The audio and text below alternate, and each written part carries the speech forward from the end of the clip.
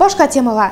Бүгін Түбән Нурлат мәчетендә Татарстан Диния нәзарәте мөфтие Камил хәзрәт Сәмигуллин районның 40лап имамына һәм мөхтәсиб Айрат хәзрәт Әйюповка шәһадәтнамәләр тапшырды.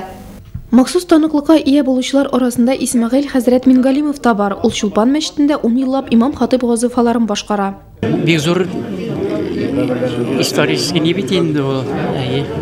Безгә шаган нәвләрне яңартылар, яңа не бирделәр. Шунларга шатландык. Бик әйбәт. Татарстан мөфтие районның барлык имамнарына шәһадәтнамәләр тапшырып кына калмады, мәчет мәхәлләләр өчен бик матур итеп эшләнелгән Коръән китаплары да таратты. Һәм хәзерге имамнарның үзләренә лаеклы алмаш әзерли башлауларын максат итеп куйды. Чынлап та, мәчетләребез муллалары нигездә өлкән яшьтәге кешеләр. Ә инде яңа статус алардан үз эшләренә тагы да җитдирәк карап эшләүне, яшьләрне дингә тартуда күп көч куюны таләп итә. Бу шәһадәтнама 4 елга бер тапкыр бирелә.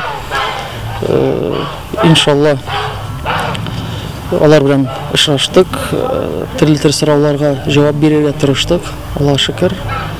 Бөтенсе тәртиптә, без бик шат. Шәһадәтнамә инде бу безнең менә шушы ислам динен алып баруда, шушылай бөтен аның кануннарын үтәүдә, аның йолаларын үтәп, шушы Раббыбызның Коръән Кәримнең туры юлынан барырга эндәү өчен бу ничек әйтергә диплом формасында инде бер рөхсәт кәгазе.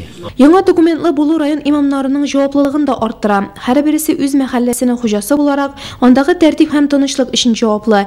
Бергәләшеп эшләү җәмгыятьтәге негатив күренешләрне, милләт ара һәм дин ара низакларны булдырмаска ярдәм итә дип белдерде имамнар белән очрашуга килгән федераль куркынычсызлык службасы идарәсе вәкиле Ирек Низиев. Бездә башка эшләр булмый, безнең бөтен тынычлык, тәртип районнардагы яшьләр арасындамы, балалар арасындамы үзегездән тора. Бик зур свидетельство бирәләр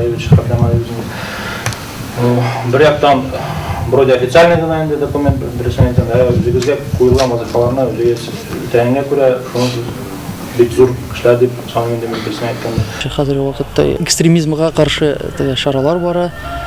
Бу уңайыннан күп төрле мәчетләрдә бу турыда вагаз сөйләнде, дуалар кылынды. Һәм дә безнең мәгълүм булганча динебезнең экстремизм белән катнашы юк. Экстремизмга катнашы юк. Безнең динебез ул мәхәббәткә нигезләнгән. Мисал өчен Гайса алейһиссалам турында сөйләгәндә Коръәннән без Гайса алейһиссаламның сыйфаты буларак рухуллаһ дип әйтәбез. Аллаһ субханаһу тааля аңа рух бирде, тапшырды. Муса алейһиссалам турында әйтсәк, ва калламаллаһу Муса таклима. Аллаһ субханаһу тааля Муса алейһиссалам белән сөйләште. Калимуллаһ. Аллаһ белән сөйләшүче. Ибраһим алейһиссалам турында сөйләшсәк, Халилуллаһ дип әйтәбез. Аллаһ тааляның дусты. Пәйгамбәрбез турында сөйләгәндә Хабибуллаһ дип әйтәбез. Ягъни Аллаһ тааляның сөйклесе, Аллаһ тааляны ярата, сөя. Ягъни безнең динебез мәхәббәткә нигезләнгән. Динебездә террорчылыкка урын юк. Шулай итеп районның 40 имамы бүгенге көндә законлы дин әһеле, элеккечә әйткәндә указлы мулла булдылар.